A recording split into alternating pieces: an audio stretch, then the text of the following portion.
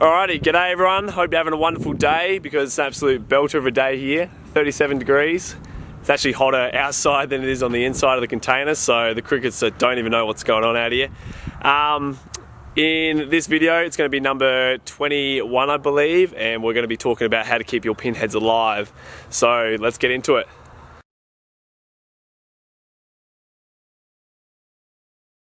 Okay, so we're in the container now, which is absolutely lovely compared to outside because it's 28 degrees in here versus the 37 outside. Now, we're talking about pinheads and how to actually keep the pinheads alive. So I mentioned in one of our older videos, it was up the top over there, and I said we're losing about 30% of our crop or 30% of our crickets. And we know this because we weigh our pinheads before we put them into the bins, and then after weighing the pinheads, then we will leave them for about a month, then we weigh them again, and we're noticing that there was about a 30% decrease. So that's a real shame, and we've been like, why is that happening? And I know that a lot of cricket farmers also question that too, so we're going to run over some things today that actually really help. So I've got a little list here. Food, water, heat, humidity, space, sizing, and breeding times, which are the topics we'll cover today. So very important, and hope you're ready for a journey. Okay, so the first topic is food and water, and I'll take you down to this bin just here to show you guys exactly what we do for our food and water. So we actually, first topic is we blend up our food mix or our grain mix, which is just oats, wheat, barley, and sometimes we use chickpeas as well, and we just blend it up to make sure it's actually easy enough for them to consume. So you'll notice there's a few thicker bits in there which they don't actually eat, but they can eat all the powdered form. The second thing is water or hydration and how they actually get it in. So we use oranges, and the reasons why we use oranges is because there's no open water where the crickets can actually drown in, because they can all drown in a little drop of water. And the second thing is we actually have been trialing this to see if they can get moisture from it, which they have been in the past, so it's really good. So that's just the coconut husk, and we just make sure that's just damp, because that's really good at absorbing water, and the water's not running around the container. So that's also a huge positive. So that is what we do for food and water. And then eventually, after they get to a bigger size, I'll head down here. So these guys are our teenagers, see a few there eating. But that's our water feeders. You can notice one cricket was on there. Oh, there's one actually drinking right now. I'll zoom in on him. There you go. So these are our water feeders, what we use when the crickets get a little bit older, which is great because the crickets don't drown and the bins stay very clean and there's not a lot of excess water around because you want to avoid mold. So that's what we do for food and water. Okay, so the next topic is heat and humidity. These things go hand in hand, and it's very important that we get the balance just right for the crickets. We've noticed that the more you heat the container, the more you have to have it humid. So at the moment we have 28 degrees and anywhere between 50 and 60% humidity. If you go much higher than that, you start to get water forming on the walls. And also in the bins, which gets a little bit dangerous because when you're trying to breed pinheads, you don't want the container to be wet on the inside because they will drown in that water. Now, humidity is super important for the pinheads to actually start growing, and it's to do with their exoskeleton. And what actually happens is if there's no moisture in the air, the pinheads will actually dry out. So that's something that we've had to actually ramp up because we used to have no humidity in the container at all, and that was a real problem because the pinheads weren't actually growing, they were dying, they were drying out, and that's also maybe a contributor to the 30% loss. So to actually get it humid, what we do is we actually have a little sprayer down here. You can get a humidifier, but we've found it's actually not that necessary because we do have the water containers that have a bit of fluid in them, the oranges.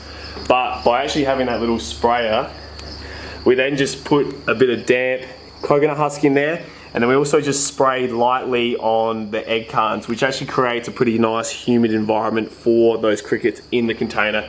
And you can see that we never used to have this water down the side here, but we do now. Now with the humidity, you do have to be very careful because you need to keep on top of the mold. If it's too humid in here and you have too much excess water lying around and it never dries out, then you're going to be having a mold problem, and that gets dangerous when you're trying to sell for human consumption.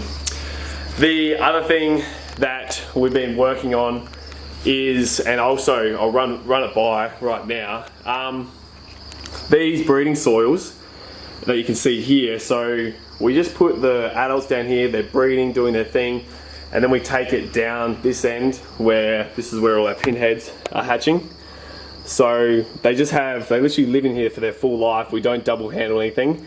But what you can also do if you're worried about the humidity level in with the pinheads and then humidity level compared to the adults, because the adults don't need as much humidity or heat, they can survive, they're a little bit tougher. And I'll actually run next door because we've got an old setup that might work for a lot of people. Ooh, a lot hotter out here. So in the old container, what we used to do, we'd have the adults breeding down this end, which is all just storage now. But after we took the breeding soil, so in those containers just up there, so the breeding soils would come from there, we'd actually then take it down this end. And you can go look at the old videos because we had it nailed in that one. We put them into these tubs and then we actually put a lid on top of them, or they would just open, and that would actually create a nice little environment where it'd be nice and humid. The only thing we didn't like is it was harder to control and you'd see water forming on the edges, so the pinheads were drowning. But that is another way if you're worried about trying to get the perfect humidity level, you can put them into those containers. So heat and humidity are super, super important and you need to be on top of it.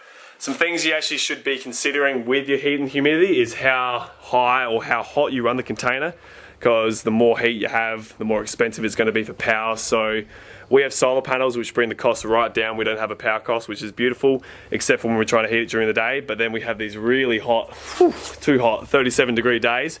So we're actually trying to cool the container. Yeah, so heat and humidity, super important. Get it right, work out how much money you want to spend on it, but it's pretty important. Okay, so the very next topic is space.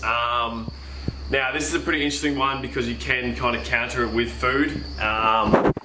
When we have pinheads in these containers, we're actually predicting there's around about 10 to 20,000. It's a bit hard to tell because we don't weigh them every single time because the breeding soils go straight in, but 10 to 20,000 pinheads in each bin. And if you are noticing that you do feel like you're having a bit of a decrease in population, you can either put more egg cartons in and that will increase the space because they are territorial and they will eat each other, and they don't necessarily go looking for food, they just go straight up to the next cricket and just eat it. So you can put more egg cartons in to create more space so they don't feel squished in, but then also you can just put more food in or have more food around the container. So we just have we used to have these little tiny, like they'd only be about this big, actual food pots where we'd be, putting food in there every day, they'd be eating it. But then we actually put a bigger one in, we noticed there was a slight increase in the population just because it's more spread out, more crickets can eat at the same time. So that's super handy. So you can put more egg cartons in and actually spread out the food, which is pretty cool. Just quickly, one more thing about the food. We do have a little experiment going on down this end where we're trying some different foods and different grains to actually see if that has an impact on the population. So we'll let you know about that in the future, which will be very, very cool to see if we can actually keep the population a little bit more steady or not lose it as much, and it could be something to do with the food. So here we go. Okay, so the next two topics are size and breeding time, and they're very, very important, and this is something we only kind of noticed once we got a little bit further into cricket farming. Now, size, what I mean by that is the actual size of the cricket. So the size of the cricket has to be very consistent. So when we first started farming crickets, it would take us a very long time to actually fill up a full bin like this with breeding soils in it, and when for them to start hatching. At the moment we have 9 breeders going, so it takes only 6 days for us to fill this side and that side up, and then that means all the crickets are going to be born within 6 days of each other. So a very consistent sizing actually happens in the container. And what will happen is, even if there's like say a 2 week, especially a month different in sizing, they will actually start to eat each other. So you have to make sure that you keep a very consistent size cricket in all the containers, else they will eat each other. So that's something that we really noticed a big jump in our population, is when we actually got a lot more crickets to farm and a lot more crickets to breed. So the breeding soils and the pinheads, when they're being born, they're a lot more consistent.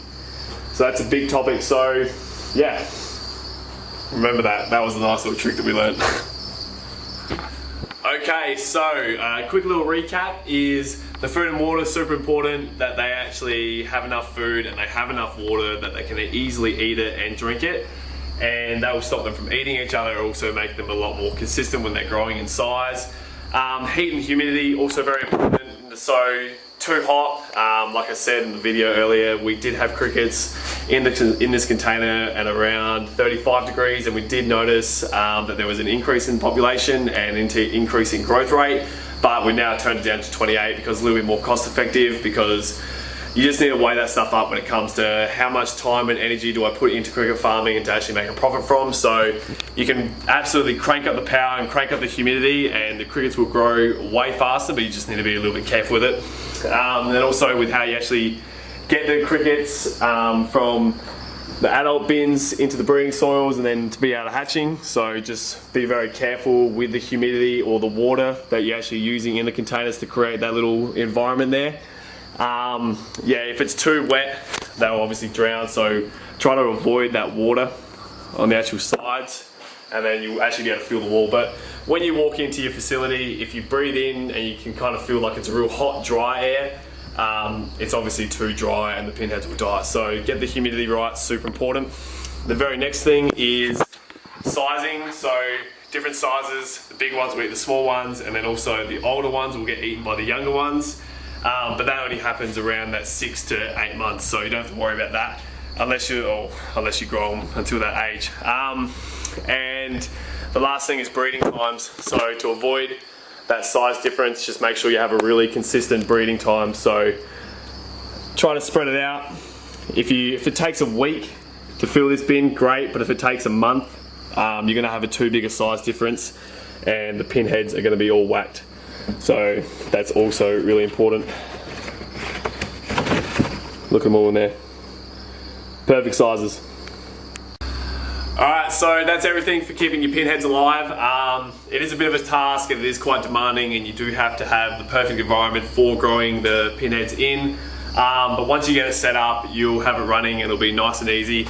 And this stuff, it's taken us a long time to actually learn. It's taken us nearly a year. We've changing different things in the container and then also in our old container.